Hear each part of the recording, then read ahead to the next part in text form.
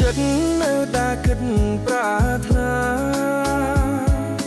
ក្រុមប្រាំងវាសាមកថ្លៃមិនថាយុគមិនថាថ្ងៃស្រណោះហាឡៃគ្រប់គ្រាចិត្តនៅតែគិត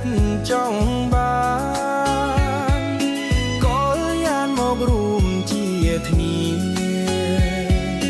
ក្រែងតែអូនមិនមេត្តាមិនព្រមស្នេហារូបបងការីឆើយតែងរយធម្មតាទេណានួនល្អកុំគិតអីថ្លៃបងគួរតែសងវាសនាថ្មីគិតឲ្យច្បាស់ប្រ